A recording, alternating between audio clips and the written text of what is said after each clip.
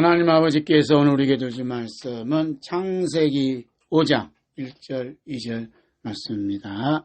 함께 했습니다. 아담 자손의 계보가 이러하니라.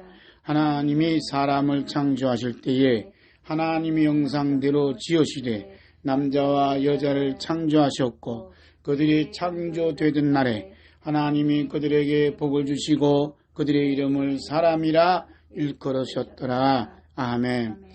또 한 구절 사도행전 4장 12절. 다른 이로서는 구원을 얻을 수 없나니 천하 인간의 구원을 얻을 만한 다른 이름을 우리에게 주신 일이 없음이니라 하였더라. 아멘. 고린도서 1장 13절부터 15절입니다.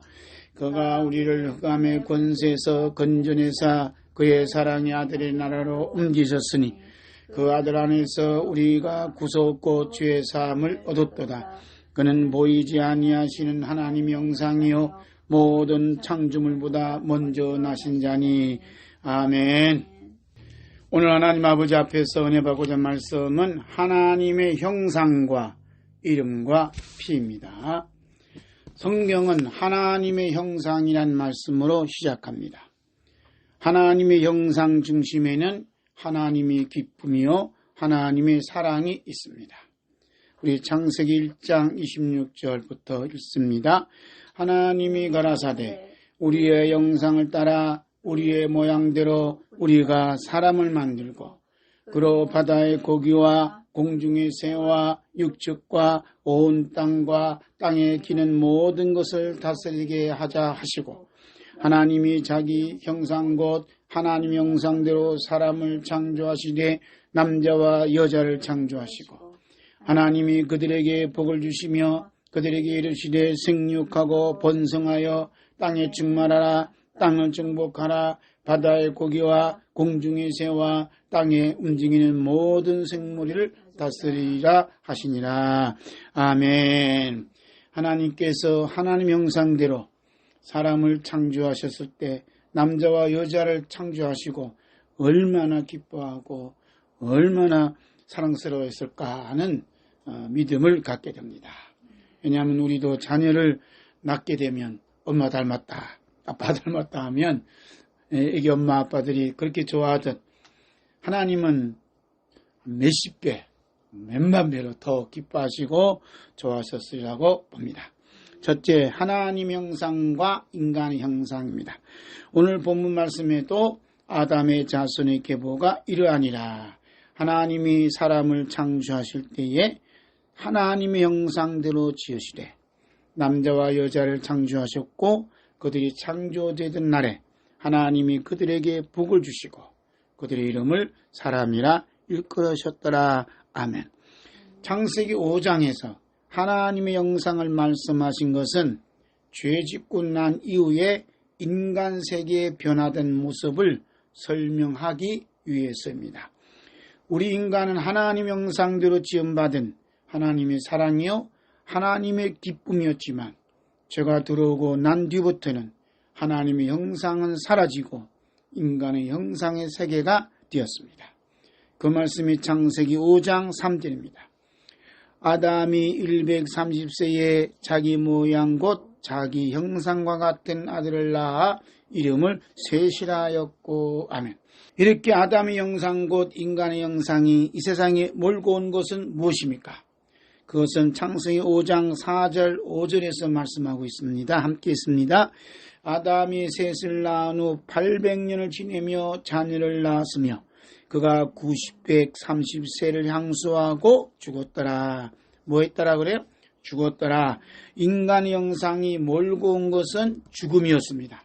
그래서 창세기 5장은 죽었다는 이야기로 가득 차여 있습니다. 성령님께서 죽었다라는 이야기로 가득 차 있는 창세기 5장에서 특별히 1절 2절에서 하나님의 형상이라는 말씀과 이름이라는 말씀이 동시에 기록하도록 한 것은 어떤 깊은 하나님의 뜻이 담아 놓았음을 알 수가 있습니다. 하나님께서 남자와 여자 이름을 사람이라는 이름을 주신 것은 하나님의 형상과 모양대로 지음을 받았기 때문입니다. 다시 말씀드리면 피조물이기 때문에 이름이 있는 것입니다. 사람이라는 이름을 제공받은 쪽은 사람이라는 이름을 주신 하나님에 의해 창조되었기 때문입니다. 아담이 자기 모양대로 자식을 낳은 뒤 셋이라는 이름을 남긴 것도 같은 원칙에 의해서입니다. 즉 이름을 준 쪽과 이름을 받은 쪽이 동일한 틀 안에서 같은 운명으로 통하고 있음을 뜻합니다. 이름을 지어준 분과 이름을 받은 자는 같은 운명, 같은 기능, 같은 속성 안에 함께 놓여져 있습니다. 두 번째로 하나님의 형상을 입은 자의 감사 생활입니다.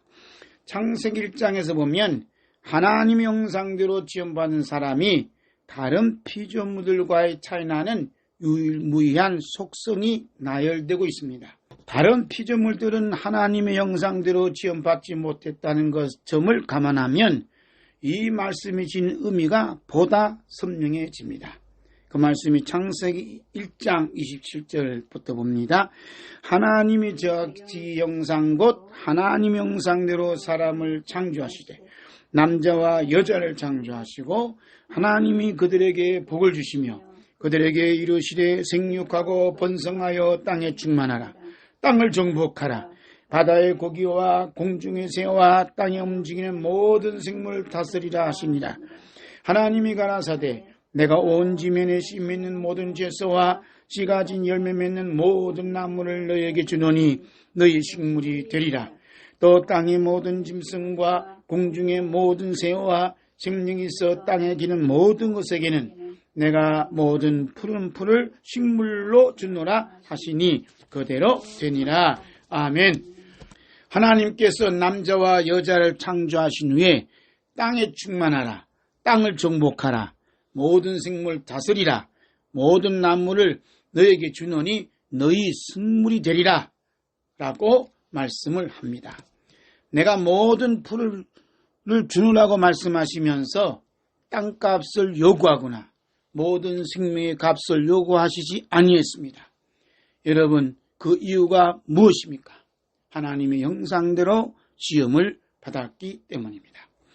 하나님의 형상대로 지음을 받은 사람이 누리고 있는 모든 것들은 자신의 노력이나 능력으로 이루어진 것은 아무것도 없음을 시인합니다. 그리고 자신에게 일어난 일들은 우연히 일어난 것이 아니라 하나님의 주권 아래에서 일어나고 있음을 모든 것을 잃어버린 욥처럼 고백할 수가 있습니다. 욥의 고백을 함께 봅니다. 욥기 1장 20절 봅니다. 욥이 일어나 겉옷을 찢고 머리털을 밀고 땅에 엎드려 경비하며 가로되 내가 모태에서 적신이 나와 싸운즉 또한 적신이 그리로 돌아가올지라. 주신 자도 여호와시요 치유하신 자도 여호와시오니 여호와 이름이 찬송을 받으실지니다 하고 이 모든 일에 욥이 범죄하지 아니하고 하나님을 향하여 어리석게 원망하지 아니하니라. 아멘. 욥이 겪은 아픔과 고통의 시간은 어느 신학자가 계산을 잘했는지 모르지만 9개월이었다라고 이렇게 얘기하고 있습니다. 욥이 이 믿음으로 말미암아 받은 축복은 질병에서 깨끗이 고침을 받아 건강한 모습으로 140년을 더 살면서 10명의 자녀 축복과 함께 4대 후손을 보는 장수의 축복까지 받았습니다. 물질은 처음 받은 것보다 2배나 많은 것을 받았습니다. 바울사들은 이렇게 예수 그리스도의 그런 은혜에 대해서 말씀합니다. 고린도후서 8장 9절 있습니다. 우리 주 예수 그리스도의 은혜를 너희가 알거니와 부요하신 자로서 너희를 위하여 가난하게 되심은 그의 가난함을 인하여 너희로 부욕케 하려 하심이니라. 아멘. 욥이 9개월 동안 엄청난 고난을 받았지요. 그 고난의 이야기는 욥기 1장부터 자세히 기록되어 있습니다. 자녀도 죽고 자기 몸은 고칠 수 없는 고통받는 그러한 음이었습니다.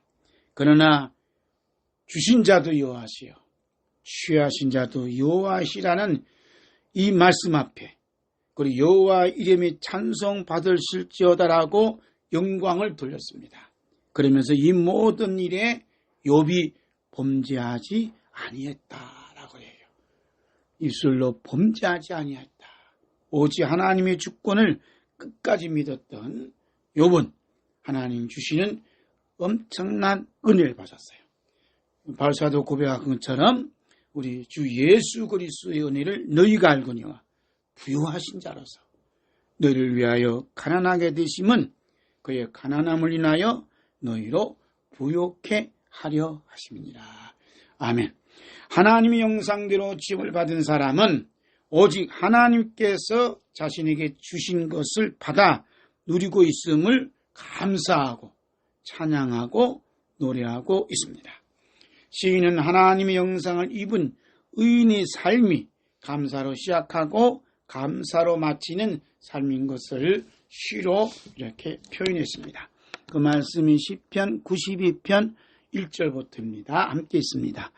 주존자여 시편금과 비파와 수금의 정숙한 소리로 여호와께 감사하라. 주의 이름을 찬양하며 아침에 주의 인자심을 나타내며 밤마다 주의 성실하심을 베품이 주오니라. 지존자여 시편금과 비파와 수금의 정숙한 소리로 여호와께 감사하며 주의 이름을 찬양하며 아침에 주의 인자하심을 나타내며 밤마다 주의 성실하심을 베품이 주오니이다. 지존자여 시편금과 비파와 수금의 정숙한 소리로 여호와께 감사하며 주의 이름을 찬양하며 아침에 주의 인자하심을 나타내며 밤마다 주의 성실하심을 베품이 주오니이다. 아멘. 개역성경에는 이렇게 1절부터 3절까지 똑같은 말씀을 3번 이렇게 고백하고 있는 것을 봅니다. 이렇게 시인이 악기로 여호와께 감사하며 주의 이름을 찬양한다는 고백을 3번씩이나 거듭 말씀하는 것은 감사의 그런 깊이를 느낄 수가 있습니다. 이러한 감사의 깊이가 있는 삶이 어떤 결과를 가져오는가? 시편 92편 12절부터 자세히 기록되어 있습니다. 함께 있습니다. 의인은 종려나무같이 번성하며 레바논의 벽향목같이 발육하리로다. 여호와의 집에 심겼으며 우리 하나님의 궁중에서 흥왕하리로다. 늙어도 결실하며 진액이 풍족하고 빛이 청청하여 여호와의 정직하심을 나타내리로다. 여호와는 나의 발시라 그에게는 불의가 없도다. 아멘. 감사로 충만한 사람은 종려나무같이 번성한다. 하나님 은혜에 감사하는 사람은 의인이에요. 그리고 레바논의 백향목같이 발육하리로다. 이런 말씀을 해요. 백향목은 3,000년, 2,000년 오래 사는 나무라 그래요. 그리고 100가지 향기를 난다. 이렇게 말씀하고 있어요. 그리고 이 백향목이 어디에 심겨졌냐 하면 여호와의 집에 심겨졌다. 우리 하나님이 궁정에서 흥왕하리로다. 이렇게 말씀하고 있습니다. 그래서 백향목을 이름을 따서 세운 회사가 있어요. 그 회사 이름이 시더서라. 이런 회사가 있어요. 그 시더는 영어로 이렇게 백향목이다. 서라에서 시더서에서 복수로 가지고 있어요. 그래서 이 회사가 우리 하나님의 궁정에서 흥왕하리는 그런 축복을 누리고 싶다 해서 이 회사를 설립한 이상은 장로님의 그런 신앙 고백이 담겨져 있는 이름이고 또한 회사라 이렇게 볼 수가 있습니다. 이 회사가 믿음의 기업으로 또 하나님 말씀의 기업으로 세워져 간다는 것이 하나님께서 이 대한민국에 주신 축복이고 동남아 또 나라에 주신 하나님의 은혜요 축복이라고 믿어집니다. 그러면 사실 말씀이 늙어도 결실하며 뭐 사람이 몇 대를 보니까 그렇죠? 3,000, 2,000년 가니까 늙어도 열매를 맺는다. 참 진액이 풍족하다. 빛이 청청하다. 뭐가요? 백향목이 그렇다. 우리 모두도 백향목처럼 나이가 들어도 시녀 세대가 되어도 열매를 맺고 또 건강하고 또 빛이 청청하고 아름다운 삶을 살기를 주의 이름으로 축복합니다. 부족하지만 저희들을 이렇게 시더스 그룹에 초청해 주시고 세워주셔서 또 노후에 이렇게 결실을 맺고 진에게 풍족하고 빛이 청청하고 여호와의 정직하심을 나타내고 여호와는 나의 다윗이라 고백하고 그에게는 불의가 없음을 고백할 수 있는 믿음의 삶을 살 수 있는 은혜를 주신 것 너무너무 감사드립니다. 아멘. 세 번째, 하나님의 형상을 입은 자의 위임입니다.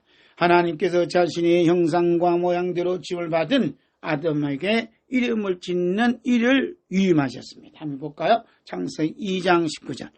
여호와 하나님이 흙으로 각종 들짐승과 공중의 각종 새를 지으시고 아담이 어떻게 이름을 짓나 보시려고 그것들을 그에게로 이끌어 이르시니 아담이 각 생물을 걷는 바가 곧 그 이름이라. 아멘.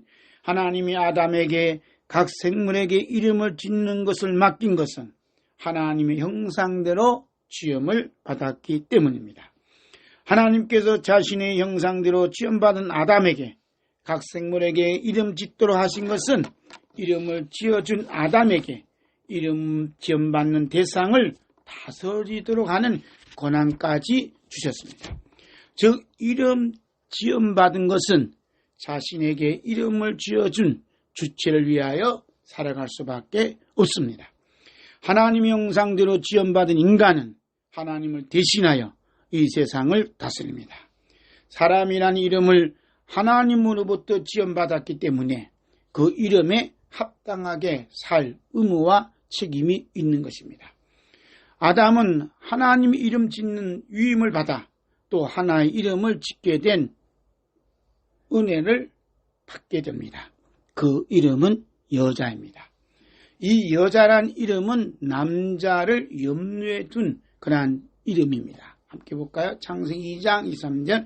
아담이 가로되 이는 내 뼈 중에 뼈요 살 중에 살이라. 이것을 남자에게서 취하신즉 여자라 칭하리라 하니라. 아멘. 여자라고 이름을 짓는 분이 누구라 그래요? 아담이 여자라 이렇게 칭했다. 아담이 여자란 이름을 지어줌으로써 서열이 뚜렷하게 나타났습니다. 바울 사도는 이 서열을 분명히 알기를 원하세요. 고린도전서 11장 3절 7절 있습니다.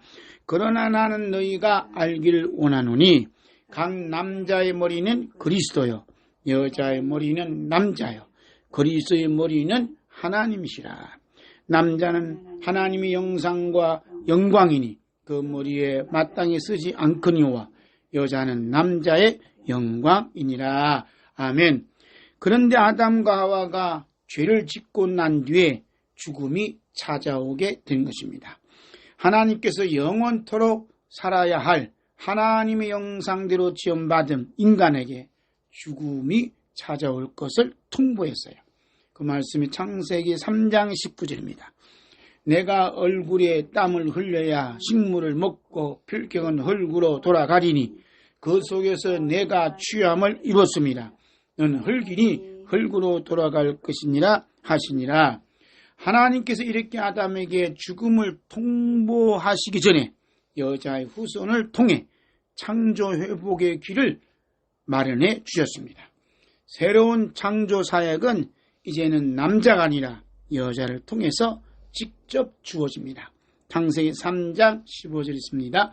내가 너로 여자와 원수가 되게 하고 너의 후손도 여자의 후손과 원수가 되게 하리니 여자의 후손은 내 머리를 상하게 할 것이요 너는 그의 발꿈치를 상하게 할 것이니라 하시고. 아멘. 아담은 하나님께로부터 죽음의 통보를 받았음에도 불구하고 아내 이름을 하와라 이름을 짓게 됩니다. 창세기 3장 20절 봅니다. 아담이 그 아내를 하와라 이름하였으니 그는 모든 산자의 엄니가 됨이더라. 아멘.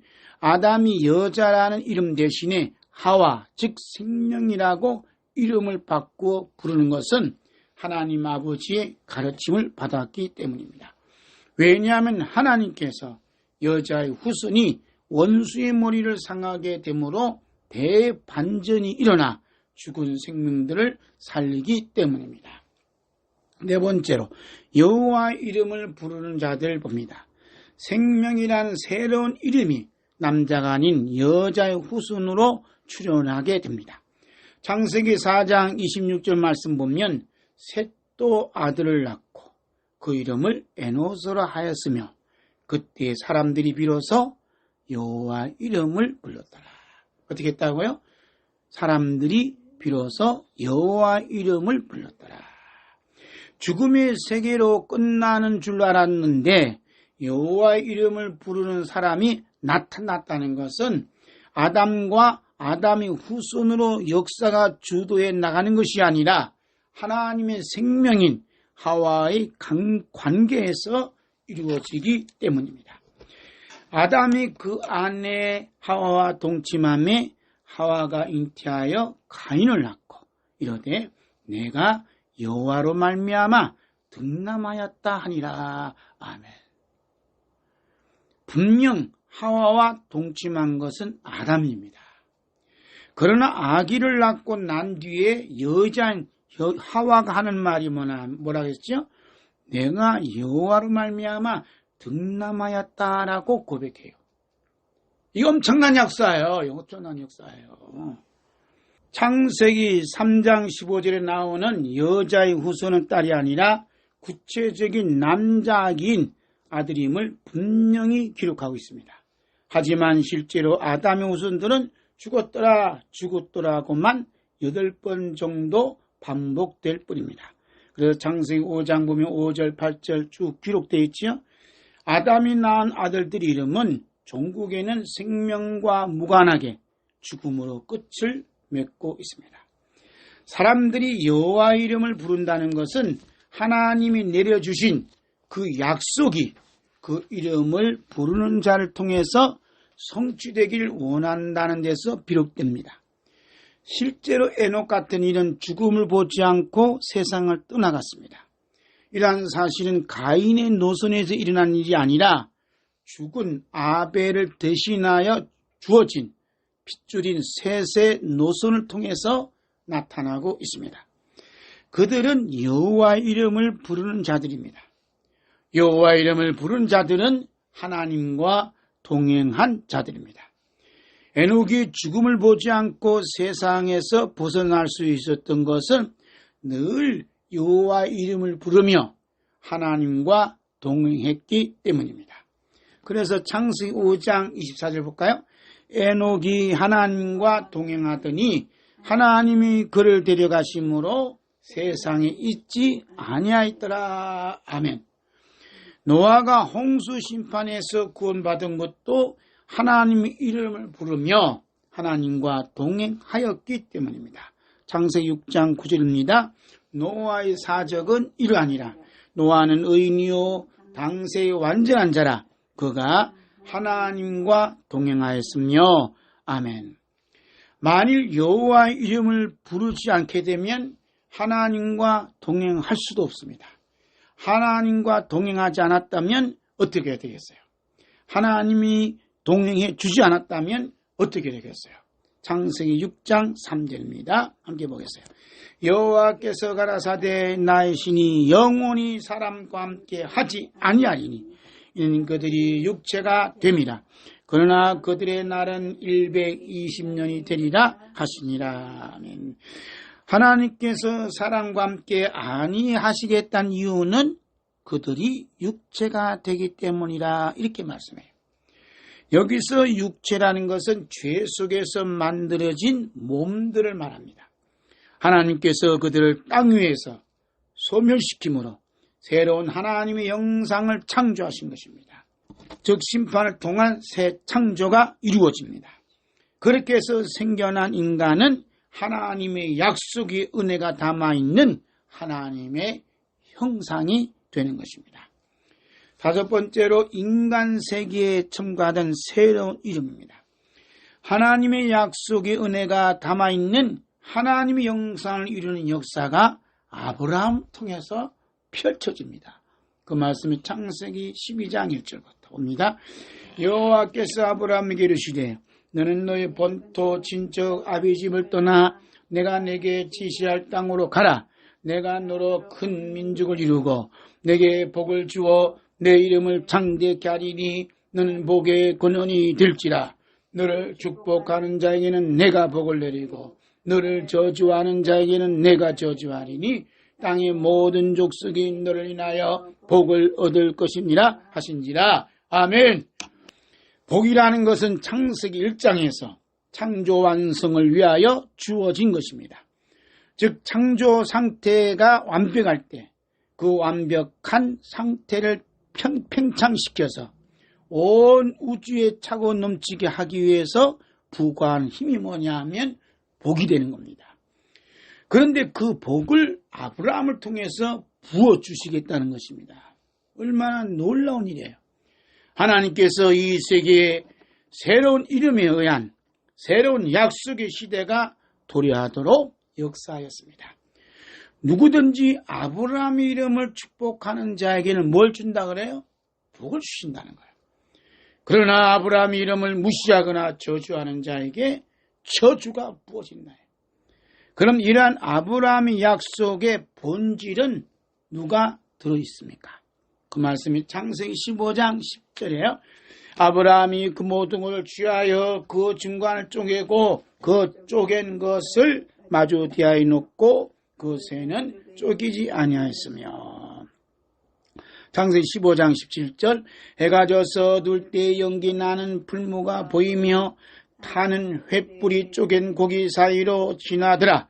그날에 여호와께서 아브라함으로 더불어 언약을 세워 가라사대 내가 이 땅을 애굽 땅 강에서부터 큰 강 유바라데까지 내 자손에게 주노니. 아멘. 아브라함이 재물을 쪼개 놓았다는 것은 재물의 속성과 본질의 부분을 밝히자는 것입니다. 아브라함이 언약이 완성될 때 과연 어떤 실상으로 드러난 것인가를 부분적으로 암시하고 있죠. 창세기 15장 17절 하반절 보니까 횃불이 쪼갠 고기 사이로 지나더라. 불이라는 것은 창세기 3장 24절에서 생명나무를 지키는 천사의 모습을 말합니다. 즉 아브라함과 약속을 하시는 당사자는 바로 생명나무를 간수하신 하나님이시라는 것입니다. 성령님께서 아브라함의 노선을 따라 생명은 찾아오도록 해놓았습니다. 즉 생명은 약속을 따라 들어옵니다. 이 약속의 씨가 여자의 후손과 연관되어 있음을 보여주시기 위하여 아브라함과 사라의 생식 능력을 부정하는 자식이 출생하도록 했습니다. 기존의 아담 형상을 입은 핏줄에 대해서는 전면적인 그런 거부를 해요. 이것이 할례 언약으로 보여지고 있습니다. 여호와 하나님으로부터 부르심을 받은 아브라함은 하나님의 약속한 땅으로 가는 여정 속에서 여호와의 이름을 부르는 삶을 살았습니다. 그 말씀이 창세기 12장 8절 말씀입니다. 거기서 베델 동편 산으로 옮겨 장막을 지니 서는 베델이요 동은 아이라. 그가 그곳에서 여호와를 위하여 단을 쌓고 여호와의 이름을 부르더니. 그렇죠? 그 다음에 창세기 13장 4절 그가 처음으로 단을 쌓은 곳이라. 그가 거기서 여호와의 이름을 불렀더라. 창세기 21장 33절 아브라함은 브엘세바에 에셀나무를 심고 거기서 영생하시는 하나님 여호와의 이름을 불렀으며. 아멘. 아브라함의 다음 세대인 이삭도 마찬가지입니다. 함께 볼까요? 이삭이 그곳에 단을 쌓아 여호와의 이름을 부르고 거기 장막을 쳤더니 그 종들이 거기서도 우물을 팠더라. 아멘. 아브라함이 광활한 광야에서 여호와의 이름을 부른 것은 자기의 새로운 이름을 창대케 하리라는 약속의 말씀을 믿었기 때문입니다. 그래서 창세기 12장 2절 그랬죠. 내가 너로 큰 민족을 이루고 내게 복을 주어 내 이름을 창대케 하리니 너는 복의 근원이 되리라. 이 말씀 믿고 늘 여호와의 이름을 부르는 삶을 살았다. 여호와의 이름을 부르다는 것은 오늘 말하면 예배자의 삶을 살았다. 이렇게 봅니다. 자, 6번째, 불로서 나타나시는 하나님의 형상을 봅니다. 이름이란 창조의 영광의 틀을 유지하고 보존하시고자 하시는 하나님의 일관된 창조사역의 증거요, 구원의 증거요, 복의 증거입니다. 창조 때는 하나님의 형상이라는 인간의 몸을 중심으로 이루어졌습니다. 그런데 우리 몸이 죄로 말미암아 흙으로 환원되고 난 뒤에는 그 자리에 새로운 하나님의 형상 유입이 요구가 되었습니다. 그게 무엇일까요? 그게 뭐냐면 창세기 15장 17절에서는 횃불로서 보여지고 있고 출애굽기 3장에서는 떨기나무 불꽃으로 나타나고 있고 출애굽기 24장 17절 말씀에서는 여호와의 영광의 불로 나타남이 백성들에게 공개되었습니다. 그리고 이스라엘 백성들이 광야에서 이스라엘을 주도해서 이끈 것은 바로 불기둥이었습니다. 그리고 성막 제단 위에 제물을 붙이는 불의 본질도 하나님으로부터 직접 나온 것입니다. 함께 볼까요? 레위기 9장 봅니다. 불이 여호와 앞에서 나와 단 위에 번제물과 기름을 사른지라 온 백성이 이를 보고 소리 지르며 엎드렸더라. 불이 어디서 나왔어요? 여호와 앞에서 나왔다. 원래 제단이란 하나님의 이름을 기념하는 곳이며 동시에 복을 받는 장소입니다. 출애굽기 20장 24절 봅니다. 내게 토단을 쌓고 그 위에 너의 양과 소로 너의 번제와 화목제를 드리라. 내가 물은 내 이름을 기념하게 하는 곳에서 내게 강림하여 복을 주리라. 아멘. 내 이름을 기념하는 곳, 내 이름을 예배하는 곳에 주님이 이곳에 오셔서 온 우주를 창택케 하고 펼치는 복을 주신다. 이렇게 말씀하고 있습니다. 아멘. 제단에서 불이 나와 제물을 소비시킬 때 이스라엘 민족은 하나님의 저주와 심판을 돌파하여 긍휼과 복의 대상이 되는 것입니다. 모세와 백성들이 산에서 하나님과 대면할 때도 불 속에서 대화했습니다. 참 놀라운 일이죠. 자, 신명기 5장 봅니다. 말하되 우리 하나님 여호와께서 그 영광과 위엄을 우리에게 보이시매 불 가운데서 나오는 음성을 우리가 들었고 하나님이 사람과 말씀하시되 그 사람이 생존하는 것을 오늘날 우리가 보았나이다. 이제 우리가 죽을 까닭이 무엇이니까 이 큰 불이 우리를 삼킬 것이요 우리가 우리 하나님 여호와의 음성을 다시 들으면 죽을 것이라. 하나님께서 이스라엘 백성들에게 모세에 대해 말씀하시기를 그와는 내가 대면하여 명백히 말하고 은밀한 말로 아니하며 그는 또 여호와의 형상을 보겠거늘 너희가 어찌하여 내 종 모세 비방하기를 두려워 아니하느냐라고 말씀해요. 그래서 여호와의 형상을 보여줄 정도로 사랑하는 종이 누구라요? 내 종 모세다. 이렇게 말씀하고 있습니다. 오늘은 여호와의 형상을 보여줄 정도로 사랑하는 여러분이 되시기를 주님의 이름으로 축복합니다. 아멘. 자, 7번째. 여호와께서 보여주신 하나님의 형상입니다. 신약 시대에 들어와서 세례 요한은 하나님이 최후의 즉 종말에 하시는 심판 형상을 둘로 보았어요. 하나는 성령 세례로 보았고 또 하나는 불의 세례로 보았습니다. 마태오 3장 11절 봅니다. 나는 너희로 외겠게 하기 위하여 물로 세례를 주거니와 내 뒤에 오신 이는 나보다 능력이 많으시니 나는 그의 신을 들기도 감당치 못하겠노라. 그는 성령과 불로 너에게 세례를 주실 것이요. 아멘. 우리 주 예수 그리스도께서 두 개의 도구를 가지고 등장을 합니다. 그 이유가 무엇입니까?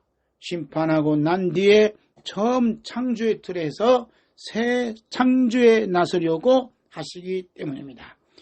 기존의 아담의 형상을 하나님의 형상으로 소멸시키시고 성령을 통해서 온전한 하나님의 형상으로 대체하시는 것입니다. 온전한 하나님의 형상이란 어디에서 마련되겠습니까?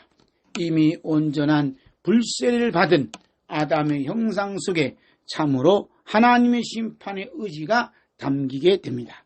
그렇게 되면 하나님의 의가 그 안에 늘 함유하게 되므로 불의 현상은 인격적으로 하염없이 발생하게 되는 것입니다. 예수님께서 친히 말씀하셨습니다. 누가복음 12장 볼까요?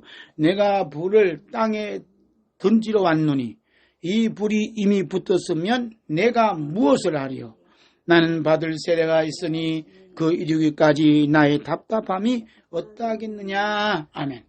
우리 예수님께서 답답해 하시면서 말씀하신 나의 받을 세례가 있으니라는 말씀 속에 우리가 주목해야 합니다. 예수님은 이미 세례 요한에게 물세례를 받았고 성령 세례를 베푸시는 분이신데도 불구하고 내가 받을 세례가 있다고 말씀하시니 그것이 구체적으로 무엇입니까? 성령님께서 사도 요한을 통해서 풀어서 말씀해 놓았어요. 그 말씀을 요한일서 5장 말씀 보겠어요. 예수께서 하나님의 아들이심을 믿는 자가 아니면 세상을 이기는 자가 누구뇨? 이는 물과 피로 임하신 자니 곧 예수 그리스도시라. 물로만 아니요 물과 피로 임하셨고 증거하니는 성령이시니 성령은 진리니라. 증거하니가 셋이니 성령과 물과 피라. 또한 이 셋이 합하여 하나이니라. 아멘. 예수님께서 받아야 할 세례가 다름 아닌 예수님께서 십자가에 달려 흘리시는 피를 두고 말씀하시는 것입니다. 갈라디아 3장 13절 함께 봅니다. 그리스도께서 우리를 위하여 저주를 받은 바 되사 율법의 저주에서 우리를 속량하셨으니 기록된 바 나무에 달린 자마다 저주 아래 있는 자라 하였습니다. 예수님께서 우리를 대신하여 십자가에 달려 하나님 아버지로부터 저주받으신 그 몸이 최후로 보여주신 하나님의 형상입니다. 우리 주 예수 그리스도께서 십자가에 달려 가시멸관을 쓰신 머리에서 흐르고 있는 피가 얼굴에 흘러내리심이 곧 하나님의 형상입니다.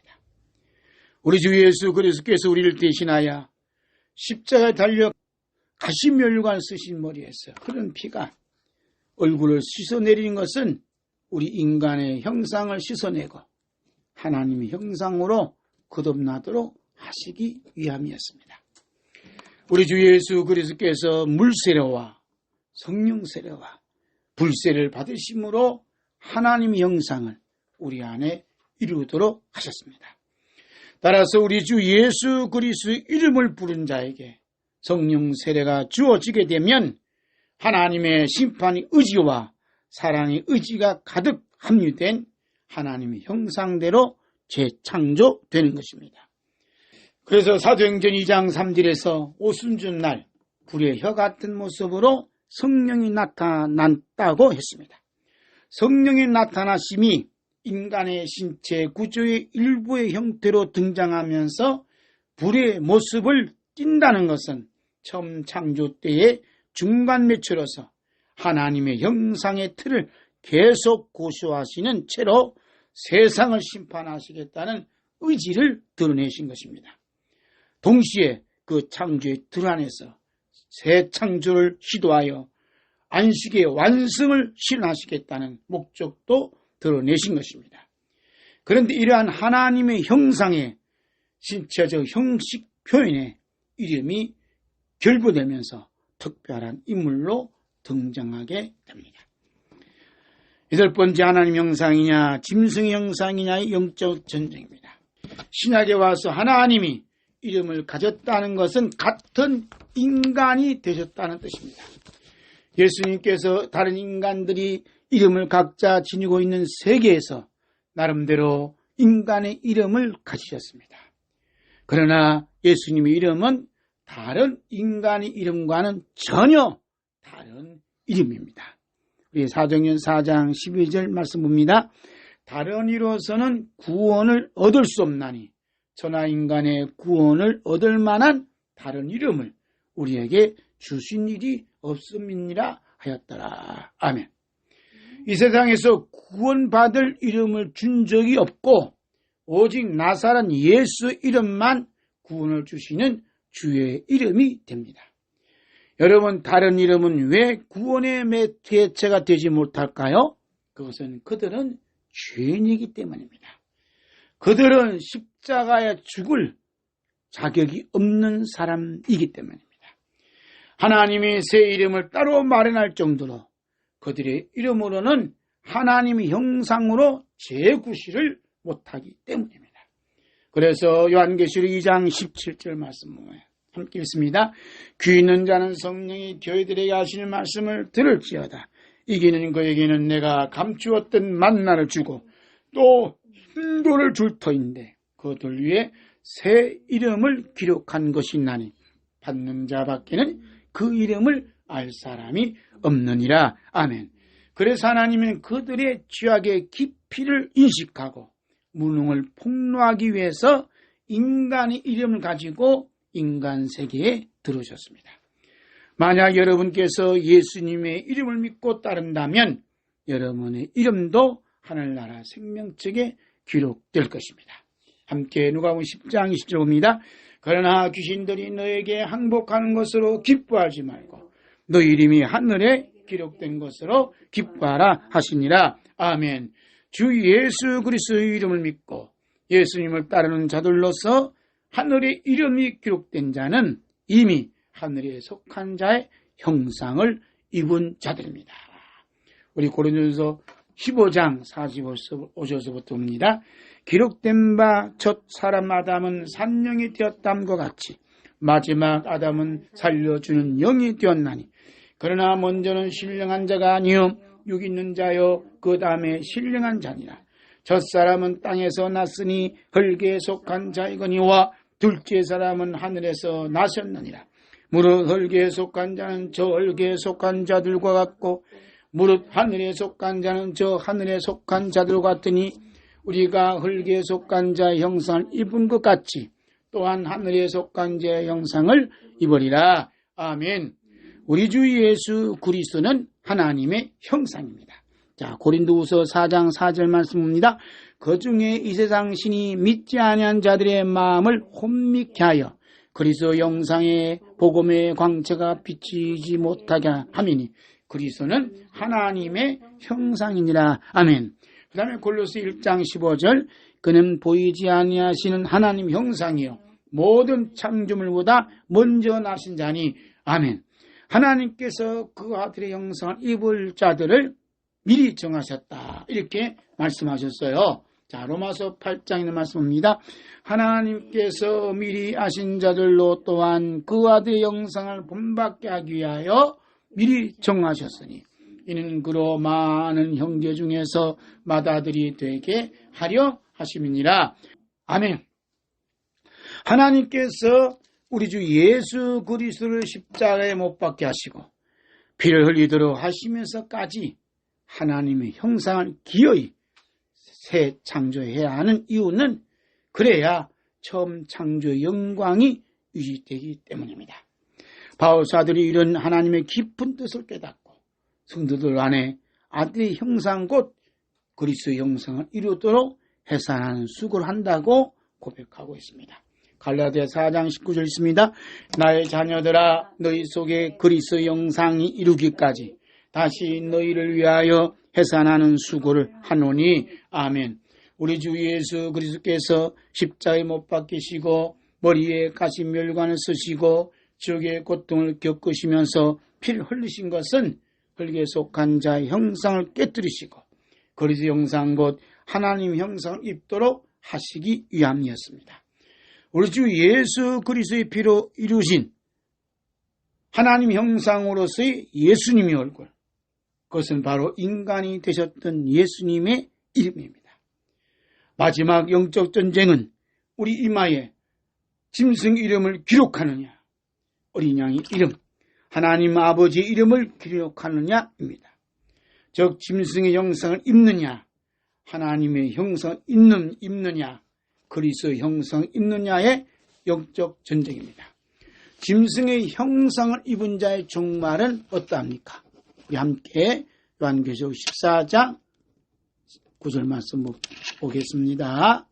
또 다른 천사 곧 셋째가 그 뒤를 따라 큰 음성으로는 가로되 만일 누구든지 그 짐승과 그 우상에 경배하고 이마에나 손에 표를 받으면 그도 하나님의 진노의 포도주를 마시리니 그 진노의 잔에 섞인 것이 없이 부은 포도주라.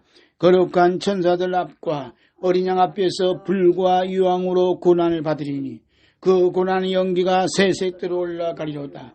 짐승과 그 우상에게 경배하고 그 이름의 표를 받는 자는 누구든지 밤낮 쉼을 얻지 못하리라 하더라.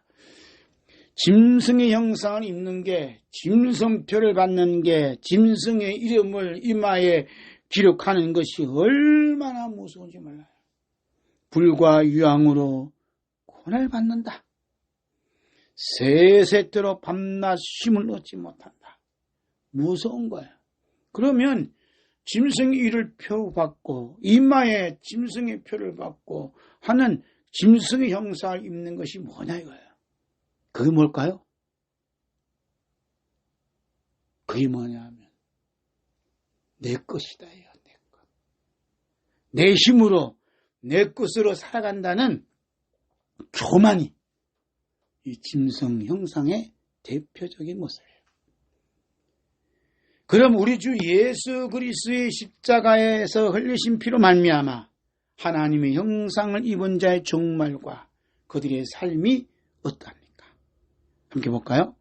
또 내가 보니 어린 양이 시온산에 섰고 그와 함께 14만 4천이 섰는데 그 이마에 어린 양의 이름과 그 아버지의 이름을 쓴 것이 있도다. 내가 하늘에서 나는 소리를 들으니 많은 물소리도 같고 큰 뇌성도 같은데 내게 들리는 소리는 검은 곳 타는 자들의 그 검은 곳 타는 것 같더라. 저희가 보좌와 내 생물과 장로들 앞에서 새 노래를 부리니 땅에서 구성함을 얻은 14만 4천인 밖에는 능히 이 노래를 배울 자가 없더라. 이 사람들은 여자로 더불어 더럽히지 아니하고 정결이 있는 자라. 어린 양이 어디로 인도하든지 따라가는 자며 사람 가운데서 구속을 받아 처음 익은 열매로 하나님과 어린 양에게 속한 자들이니 그 입에 거짓말이 없고 흠이 없는 자들이더라. 아멘. 이렇게 요한계시록 14장에서는 짐승의 형상을 입은 자와 하나님의 형상, 즉 그리스도의 형상을 입은 자를 딱 구분해서 말씀해 놓고 있는 거예요. 그러면서 14장 4절 보면 이 사람들은 여자로 더불어 더럽히지 아니하고 정절 있는 자라. 어린 양이 어디로 인도하든지 따라가는 자며. 그랬어요. 어린 양이 어디로 인도하든지 따라가는 자며. 어디까지가 있어요? 어디? 십자가 지는 것까지. 순교하는 자리까지. 그까지도 주님이 따라갔다 해요. 어린 양이 어디로 인도하든지 따라가는 자는 뭐가 없어요? 내 것이 없어요. 시간도 내 것 아니고 내 몸도 내 것도 아니고 사는 것도 내 것이 아니고 죽는 것도 내 것이 아니고 오직 주 예수 그리스도의 것임을 고백되어지는 삶이, 그 삶이 뭐냐? 바로 그리스도의 형상이다. 그 이마에 어린 양의 이름과 아버지 이름을 쓴 것이다. 이렇게 말씀하고 있습니다. 오늘 설교를 들으시고 또 이 설교문을 읽고 계신 여러분에게 그리스도의 형상을 이룬 자로서 우리 주 예수 그리스도의 얼굴을 뵙기를 간절히 기도하며 축복합니다. 아멘. 요한계시록 22장 4절 5절 봅니다. 그의 얼굴을 볼터이요 그의 이름도 저의 이마에 있으리라. 다시 밤이 없겠고 등불과 햇빛이 쓸데없으니 이는 주 하나님이 저에게 비추심이라. 저희가 세세토록 왕노로 다니노다. 아멘. 마라나타. 기도하겠습니다. 하나님 아버지 감사합니다. 오늘도 비천하고 우둔한 저희들에게 영원한 하나님 말씀을 들려주시고 무엇보다도 창세기부터 요한계시록까지 감춰져 있는 하나님의 형상 또 그 이름 어린 양의 피에 대해서 연결이 되어 있고 또 같은 맥락을 갖고 있음을 믿는 믿음을 저희들에게 주시고 또 믿음으로 고백하도록 축복해 주신 것 감사합니다. 짐승의 형상 또 사람의 형상 결국 죽어 지옥불에 떨어질 수밖에 없는 더러운 죄인을 우리 주 예수 그리스도께서 대신하여 십자가에서 못 박아 주시고 머리에 가시면류관을 쓰셔서 머리에서 흐르는 피를 얼굴을 다 적셔 주시며 우리 인간의 형상, 짐승의 형상을 다 지워주시고 그리스도 형상, 하나님의 형상을 입혀주시니 참으로 감사드립니다. 하나님의 형상을 입은 자에게 하나님께서 모든 것을 다 주시고 다스리라 충만하라 하신 것처럼 모든 것이 다 하나님께로부터 온 것임을 고백하고 또 모든 것도 하나님께로 되도록 하심을 고백하는 욥의 믿음을 전승받아 하나님 앞에 하나님 아버지를 기쁘게 드리는 하나님의 형상을 입은 자의 삶을 누리도록 오늘도 은혜 베풀어 주시니 감사드립니다. 우리가 하는 모든 일, 우리가 하는 모든 행동 속에 우리 앞에 은양 대신 우리 주 예수 그리스도께서 계심을 고백되어지고 또 선포되어지고 또 나아갈 수 있는 믿음을 우리에게 허락해 주신 것 감사드립니다. 우리가 만나는 사람, 우리가 만나는 모든 사건은 먼저 그리스도께서 만나주시고 그리스도께서 겪고 있다는 사실을 믿고 우리는 주 예수 그리스도의 뒤를 따르는 발자국을 밟는 그리스도의 제자요, 그리스도의 형제요, 그리스도의 형상임을 고백되어지는 귀한 삶을 살도록 축복해 주시니 감사드리옵나이다. 이와 같은 예수 그리스도의 피로 이룬 하나님의 형상, 그리스도의 형상을 또 육신의 자녀들에게도 입혀주시고 영의 자녀들에게도 입혀주시고 일가 친척들에게도 입혀주시고 우리가 만나는 모든 사람마다 입혀주셔서 오직 주 예수 그리스도만 나의 구세주시오 살아계신 하나님이심을 하나님 아들이심을 고백하며 다시 오시는 주 예수 그리스도의 사랑을 듬뿍 받고 또 영접받는 예수 그리스도의 신부로 단정하는 우리 모두가 될 수 있도록 축복해 주시기를 간절히 기도드리옵나이다. 우리가 하는 모든 이들 속에 주 예수 그리스도의 십자가에 못자고 난 손에 붙잡힌 또 손에 또 이끌림 받는 귀한 삶인 것을 고백하며 나아가는 천국의 삶이 이루어지고 또 우리 주 예수 그리스도의 흔적을 밟는 흔적을 남기는 삶을 살 수 있도록 축복하여 주시옵소서. 이 모든 말씀 우리 주 예수 그리스도의 이름으로 기도드렸습니다. 아멘. 하늘에 계신 우리 아버지여 이름이 거룩히 여김을 받으시오며 나라 임하옵시며 뜻이 하늘에서 이룬 것 같이 땅에서도 이루어지이다. 오늘날 우리에게 일용할 양식을 주옵시고 우리가 우리에게 죄 지은 자를 사하여 준 것 같이 우리 죄를 사하여 주옵시고 우리를 시험에 들게 하지 마옵시고 다만 악에서 구하옵소서. 대나라와 권세와 영광이 아버지께 영원히 쌉나이다. 아멘.